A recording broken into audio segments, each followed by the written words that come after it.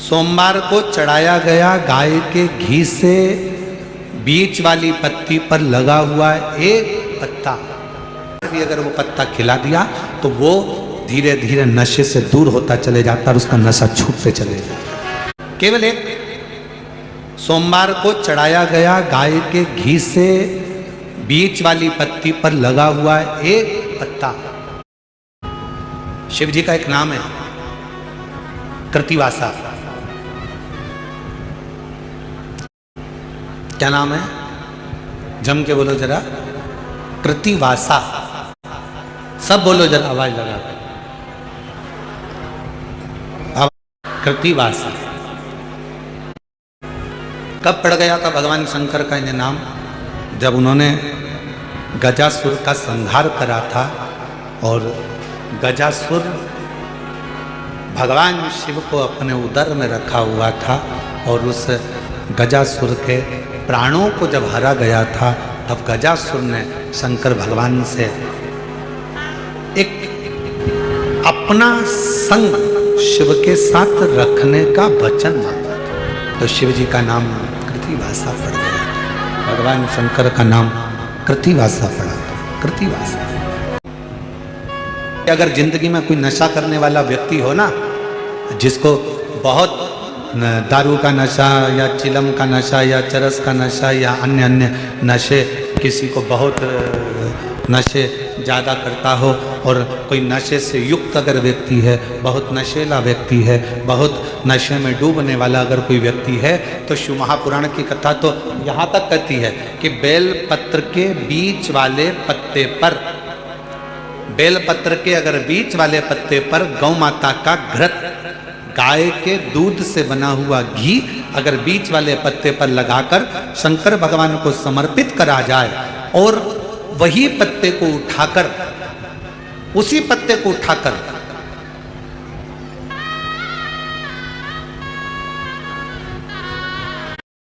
भगवान शिव जी का कृतिवशेश्वर नाम लेकर अगर वही पत्ता उठाकर कोई बहुत नशे में धुत अगर व्यक्ति रहता है और उस व्यक्ति को प्रत्येक सोमवार को एक पत्ता गाय के घी का बीच वाली पत्ती पर लगाकर शिव को चढ़ाकर कृतिवशेश्वर नाम भगवान का धारण कराकर उस पत्ते को वापस लाकर नशा करने वाले व्यक्ति को अगर ज्यादा से ज्यादा 11 सोमवार शिव जी प्रसन्न हो जाते हैं एक चुटकी भस्म से।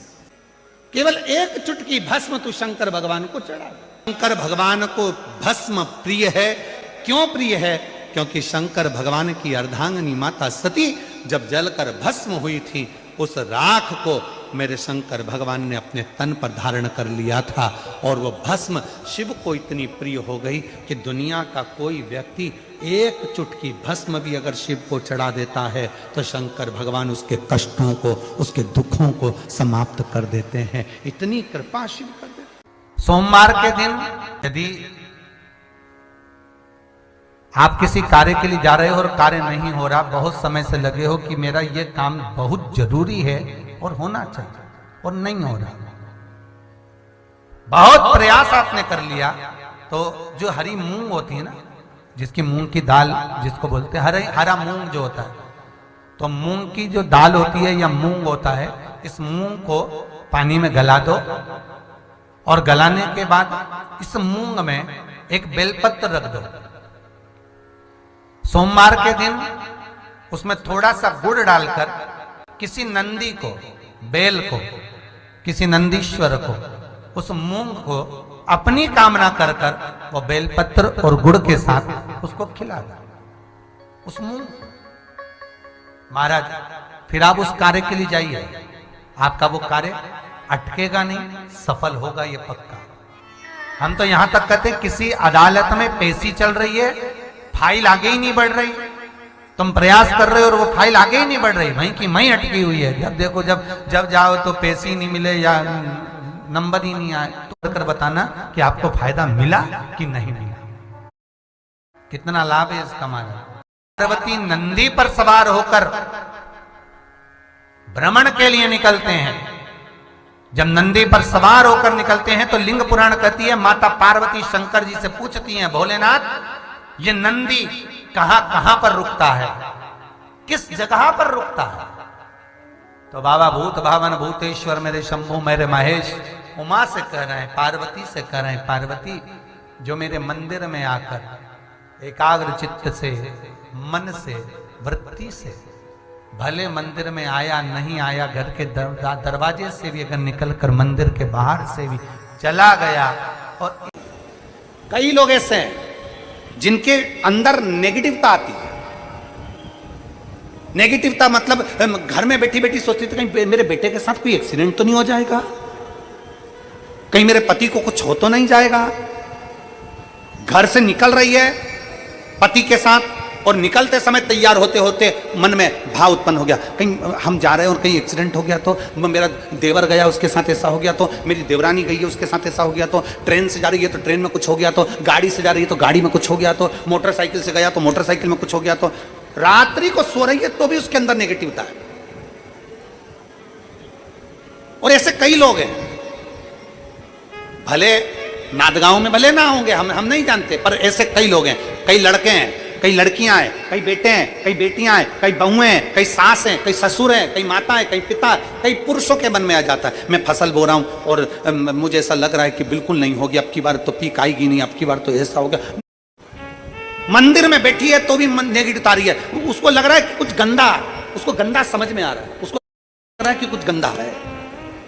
पूजन करने बैठी है, देवी जी की आराधना कर रही है, भगवान की भक्ति कर रही है और उसके चित्त वृत्ति में कुछ गंदा आ रहा है, कुछ गंदे विचार आ रहे हैं, गंदी सोच आ रही है। भगवान का चरित्र कहता है हफ्ते में एक दिन ऐसा बनाओ अपनी चंद्र नाड़ी को मजबूत करने का प्रयास करो। जब तुम्हारे गलत विचार आ रहे हो ना, गलत सोचने में आ रहा हो, उसके साथ ऐसा नहीं हो जाए, मेरे पति गए उनके साथ ऐसा नहीं हो जाए, मेरा बेटा स्कूल जा रहा है उसके साथ ऐसा नहीं हो जाए, मेरे साथ में ऐसा नहीं हो जाए, कहीं मुझे बड़ी बीमारी तो नहीं हो गई, जरा सा एक छोटी सी भी फुंसी हो जाए ना, एक छोटी सी भी गांठ आ जाए शरीर में तो ऐसा ना लगने लगे कि मुझे कहीं कैंसर जैसा रोग तो नहीं हो जाएगा, कहीं मुझे बड़ी बीमारी तो नहीं हो जाएगी, कहीं जरा सा किडनी में दिक्कत आई, पानी पीने में दिक्कत आई, कहीं आंखों में दिक्कत आई तो कहीं बड़ी बीमारी तो नहीं हो। ऐसे कई लोग हैं जिनकी सोच में ये गलत चीजें आती रहती है और प्रयास, ऐसे कई लोग हैं जिनकी सोच में ये गलत चीजें आती रहती है और प्रयास करना। पितृपक्ष की आज रवि प्रदोष की इस कथा को सुनकर प्रयास कर देखना क्या करना है हमको। अगर ऐसे गलत विचार आ रहे हैं, गलत सोच आ रही, गलत दृष्टि आ रही, गलत विचार हमारे भीतर आ रहे हैं, गलत सोच हमारे भीतर आ लीजिए, पूरे तरह से पूरी चंदन से लेपन कर लो बीच की जगह को है और एक बीच की डंडी है, इसके मध्य की जो जगह है, चैनल वाले अगर दिखा रहे होंगे तो आप लोगों के स्मरण में होगा, बीच की पत्ती और ये दो पत्ती के बीच में जो जगह होती है, इस बीच वाली जगह पर पीला चंदन पूरे तरह से उसका लेपन कर लीजिए, पूरे तरह से पूरी चंदन से लेपन कर लो बीच की जगह को। बीच वाली पत्ती, दो पत्ती, उसके बीच की जो जगह है उसमें पीले चंदन का लेपन कर लीजिए। हफ्ते में एक बार आप करोगे, आपको दूसरे हफ्ते में मालूम पड़ जाएगा कि आपके अंदर की गलत सोच समाप्त हुई कि नहीं, गलत विचार समाप्त हुआ कि नहीं हुआ। चंदन का लेपन करिए, उस चंदन के लेपन को कर कर किसी भी शिवालय में, अगर शंकर के मंदिर नहीं जा सकते हो तो अपने घर में जो शिवलिंग हो वहां उस शिवलिंग पर आप उसको समर्पित कर दो, तुम्हारी मर्जी पड़े जैसी चढ़ा दो, बस शंकर के शिवलिंग पर चढ़ा दो। कुछ देर मंदिर में हो तो नंदी के पीछे, अगर मंदिर में हो तो नंदी के पीछे, और घर में हो तो किसी भी स्थान पर सुख आसन लगाकर, सुख आसन मतलब जैसे हम बैठे हैं पालकी लगाकर, दोनों सुखासन मतलब आराम से बैठकर सुखासन लगाकर, और अपनी सीधी साइड की नासिका को बंद करना है और उल्टी नासिका से श्वास लेना है। 1 से 1.5 मिनट तक श्वास लेना प्रारंभ करो। अपने शरीर में एक चंद्र नाड़ी होती है। भगवान शंकर ने जब चंद्र की काया का रोग समाप्त करा था, भगवान शंकर ने जब चंद्र की काया का रोग समाप्त करा था तो चंद्र ने हाथ जोड़कर कहा था कि मेरी काया का रोग आपने समाप्त कर दिया महादेव, मेरे लिए आज्ञा करो, मैं क्या करूं। शंकर भगवान ने कहा चंद्रदेव तुम मेरे मस्तक पर धारण रहना और संसार के जितने भी मनुष्य हैं इन मनुष्य के अंदर चंद्र नाड़ी में तुम विराजमान रहना। सुनो चंद्रदेव, जब मनुष्य गलत विचार करे, गलत सोच करे, गलत दृष्टि रखे, उस समय पर अगर तुम्हारी चंद्र नाड़ी प्रबल हो जाए तो उसकी बुद्धि में से गलत विचार समाप्त हो जाए। गलत विचार समाप्त हो। एक बेलपत्र लेना है, बीच वाली जगह में चंदन लगाकर शंकर जी को समर्पित करना है। घर हो, मंदिर हो, कम से कम 1.5 से 2 मिनट तक नासिका को बंद कर कर सीधे साइड की नासिका को बंद करना है, उल्टे साइड की नासिका से ही श्वास लेना है और छोड़ना है, फिर लेना है, फिर छोड़ना है, फिर लेना है, फिर छोड़ना है। 1.5 मिनट 2 मिनट तक आप करते रहिए। एक ही नासिका, इस नासिका को बंद ही रखना है, राइट को, लेफ्ट को खोल कर रखिए और उसमें चंद्र नाड़ी जब हमारी प्रबल हो जाएगी, 3 दिन के अंदर गलत सोच आना बंद हो जाएगी, गलत विचार आना बंद हो जाएगी। गंदा दिख रहा है, गंदा सोच रहे हैं, बेटा कॉलेज गया तो मन में आ गया विचार आ गया, पति कहीं गया तो गलत विचार आ गया, अपन कहीं जा रहे हैं तो गलत को अपनी बुद्धि में भर रहा है। उसका कारण है उसकी चंद्र नाड़ी प्रबल नहीं हो पा रही है। चंद्र नाड़ी को सक्रिय करने का प्रयास करिए। जब सक्रिय कैसे करेंगे? हमारी सीधी नासिका को हम बंद करेंगे, उल्टी नासिका से ही श्वास लेंगे। 1 से 1.5 मिनट 2 मिनट तक आप प्रतिदिन करना प्रारंभ करिए। 5 दिन 4 दिन 3 दिन के अंदर गलत सोच आना बंद हो जाएगी और आप अपने वापिस स्वस्थ हो जाओ। चंद्र नाड़ी को प्रबल करिए।